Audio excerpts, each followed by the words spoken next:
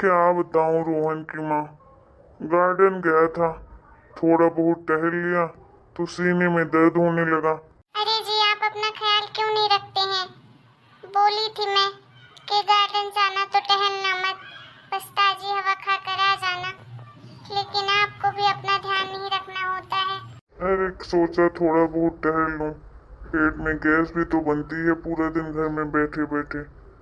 तो इतने में सीने में दर्द होने लगा, वापस आ गया घर।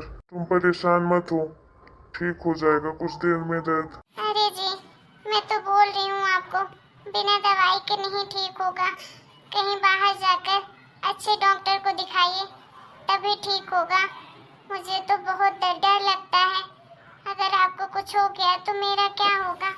अरे तो कहाँ चला जाऊं, कहाँ भेज रही हो तुम मुझे?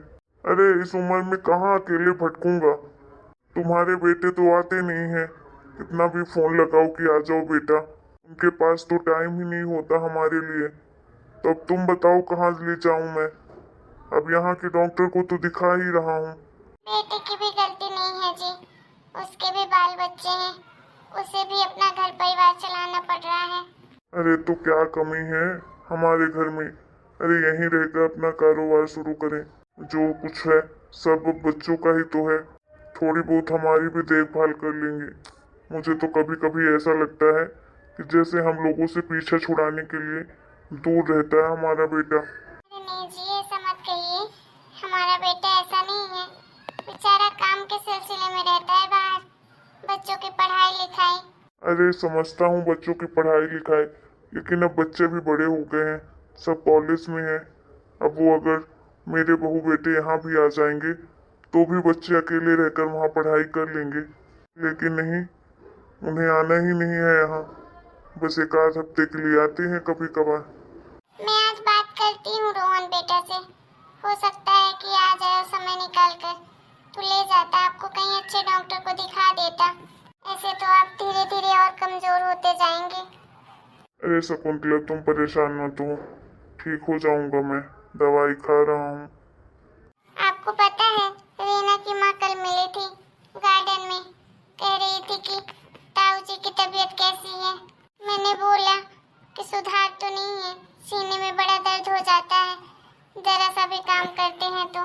नागपुर में किसी डॉक्टर को बता रही थी, तो आप चले जाइए ना वहाँ नागपुर, दिखा दीजिए उस डॉक्टर को, हो सकता है ठीक हो जाएं आप, भगवान की दया से। अरे शकुंतला, मैं अकेले कहीं नहीं जाऊंगा, अगर मरना ही होगा तो यहीं मर जाऊंगा। अरे हमारी इस उम्र में कहीं जाने की इच्छा नहीं होती है, थकावट हो जाती है। अगर जाते जाते रास्ते में ही मर गया तो फिर लेने के देने पड़ जाएंगे, कोई खबर देने वाला भी नहीं होगा तुम्हें। कैसी बातें कर रहे हैं जी? अरे मेरे होते हुए आपको कुछ नहीं होगा, फालतू की बातें करते रहते हैं। अरे आपके मरने से पहले मैं नहीं मर जाऊं? आजकल आप भी बहुत बोलने लगे हैं, उल्टी सीधी बातें करते हैं। क्या हुआ आंटी जी? ताऊ जी की ज्यादा तबीयत खराब है क्या? क्या हुआ ताऊ जी, आपकी तबीयत ज्यादा खराब हो रही है क्या? अरे नहीं बेटा, बस सीने में दर्द हो रहा था। अरे बेटा, तेरे ताऊ जी का ना दिमाग खराब हो रहा है, आजकल उल्टी सीधी बातें करते हैं। आंटी जी, ताऊ जी की जब इतनी हालत खराब है, सीने में दर्द रहता है, तो आप लोग उनकी तबीयत को इतनी हल्के में कैसे ले सकते हैं? अरे बेटा, करूं तो करूं क्या, जितना हो पा रहा है उतना तो कर ही रहे हैं। डॉक्टर को दिखाया है यहाँ पर, दवाई दिया है, अब उन दवाइयों से कुछ आराम ही नहीं हो रहा है ताऊ जी को। अब बाहर जाने के लिए बोल रही हूँ इन्हें, तो ये सुनते ही नहीं है, बोल रहे हैं कि अकेले नहीं जा पाऊंगा कहीं। तो सही तो कह रहे हैं, अरे इस हालत में अकेले भेजना सही भी तो नहीं है। आप लोग रोहन भैया को फोन क्यों नहीं करते हैं? वो आपके बेटे हैं, आप अगर ताऊ जी के बारे में बताएंगे उन्हें तो वो जरूर आएंगे उनकी दवाई करवाने के लिए। आप बोल दीजिए फोन लगाकर कि ताऊ जी की तबीयत बहुत ज्यादा खराब है, तो कहीं अच्छे डॉक्टर को बाहर ले जाकर दिखा दें। अरे बेटा तू भी इस घर के जंजाल में क्या पड़ रही है? अरे सबको फोन करके बता चुके हैं, किसी को हमारी परवाह ही नहीं है। हम बुढ़े बुढ़ी चाहे जिंदा रहें चाहे मर जाएं, किसी को कोई लेना देना नहीं है। ऐसा क्यों कह रहे हैं ताऊ जी? रोहन भैया जरूर आएंगे, आप उनके बारे में ऐसा मत बोलिए, सबको आपकी परवाह है। अरे सही कह रहे हैं बेटा ताऊ जी, सबको पता है, सबको पता है इनकी तबीयत के बारे में। किसी को कोई फर्क नहीं पड़ता है। फोन लगाकर हाल चाल तक तो पूछते नहीं है। जब तक हम फोन न लगाएं तब तक तो वो फोन भी नहीं लगाते कभी। ऐसा लगता है कि जैसे हम लोग के मरने का इंतजार ही कर रहे हों। आंटी जी, ताऊ जी, आप दोनों परेशान मत हो। मैं आपको लेकर चलूंगी नागपुर, अच्छे डॉक्टर को दिखाऊंगी। आप जल्द ही ठीक हो जाएंगे। अरे नहीं बेटा, तू कहाँ परेशान होगी, हम बुढ़े बुढ़ी के पीछे। तेरा तो अभी यूपीएससी का एग्जाम भी होने वाला है, उसकी भी तैयारियां कर रही है तू बेटा हम लोगों के पीछे अपनी पढ़ाई का नुकसान मत कर। तू तो बस पढ़ाई पे ध्यान दे और जल्दी से सरकारी ऑफिसर बन जा बेटा। बिल्कुल ताऊ जी, आपका आशीर्वाद है तो जरूर बनूंगी मैं, लेकिन आप लोग का भी ख्याल रखना तो मेरा फर्ज बनता है। आखिर हम पड़ोसी हैं, रिश्ते में आप हमारे ताऊ जी लगते हैं। आप लोग का ख्याल रखना हमारा भी तो फर्ज है। अरे बेटा, जितना हो सकता है तो उतना तो करते ही हो, तुम लोग अपनों से ज्यादा करते हो।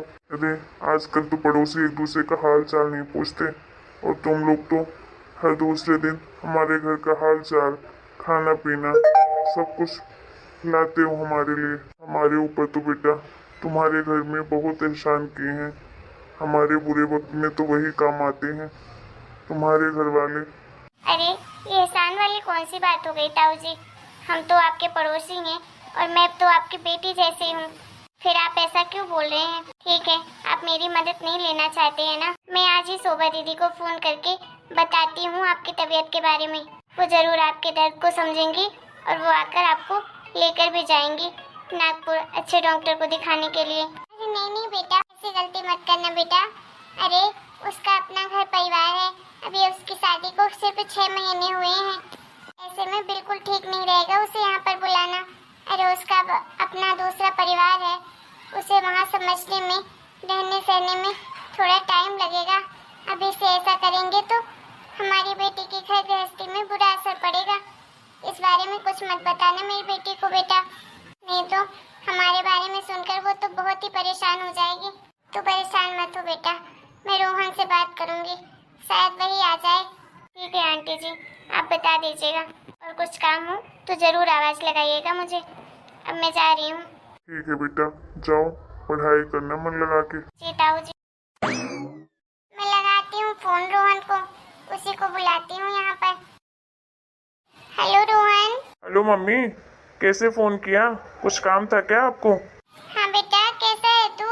घर में सब कैसे हैं? घर में तो सब ठीक है मम्मी। तुम बताओ किस काम से फोन किया है? मैं ऑफिस में हूँ, ज्यादा देर बात नहीं कर पाऊंगा। वो बेटा, मैं कह रही थी कि तेरे पापा जी की तबीयत दिन प्रतिदिन बिगड़ती ही जा रही है। हर दूसरे दिन सीने में दर्द होने लगता है।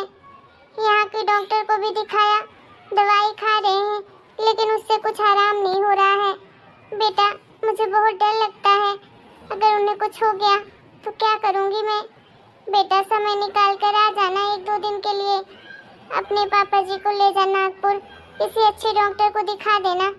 सब लोग बोलते हैं नागपुर में बहुत अच्छे डॉक्टर हैं, वहाँ दिखा देगा तो ठीक हो जाएंगे तेरे पापा जी। अरे डॉक्टर तो सब जगह के मम्मी एक ही जैसे होते हैं। और देखो मेरे पास इतना टाइम नहीं है कि मैं वहाँ आऊँ, फिर वहाँ से लेकर जाऊँ पापा को नागपुर, फिर डॉक्टर को दिखाऊँ, फिर उनको छोड़ूँ। ये सब में मेरा बहुत ज़्यादा टाइम वेस्ट हो जाएगा। तुम एक काम करो, पापा को बोल दो, वो खुद ही चले जाएंगे नागपुर, दिखा दे डॉक्टर को। छोटे बच्चे थोड़ी ना हैं जो कहीं भूल भटक जाएंगे। अरे बेटा कैसी बातें कर रहा है? अरे ये तेरे पापा की कोई उम्र है अकेले इतना सफर करने की? कोई साथ में रहेगा तो ठीक है, नहीं अकेले जाएंगे, कहीं कुछ हो गया तो फिर क्या करूँगी मैं?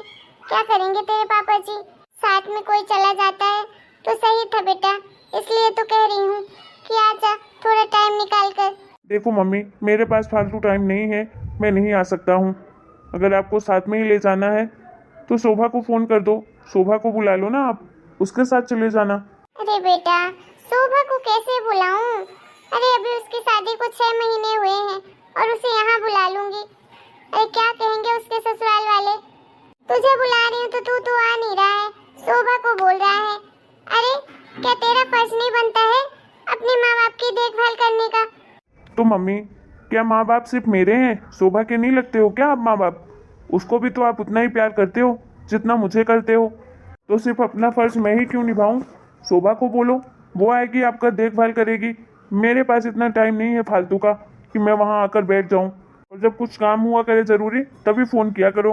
हर वक्त फ़ोन लगा देते हो आप, और ख़ासकर 9 से 7 के बीच में तो बिल्कुल ही मत लगाया करो। ऑफिस में रहता हूँ, ऑफिस टाइम रहता है मेरा। अरे बचपन से देखता आया हूँ, चीज़ें तो हमेशा दोनों को बराबर दिलवाते हो।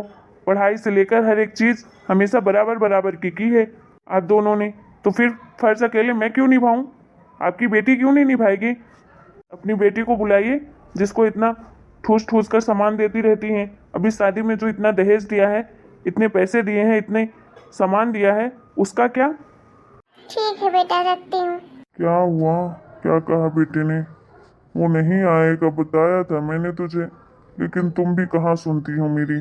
क्या बताऊँ जी, ऐसी औलाद से अच्छा है कि बिना औलाद के ही रहूं। कैसा निकम्मा बेटा पैदा किया है मैंने। देख रहे हैं कैसी उल्टी सीधी बातें कर रहा है, उल्टा मुझे ही ज्ञान दे रहा है। बेचारी मेरी एक बेटी है, उसकी शादी भी हो गई तो भी उसका पीछा नहीं छोड़ रहा है।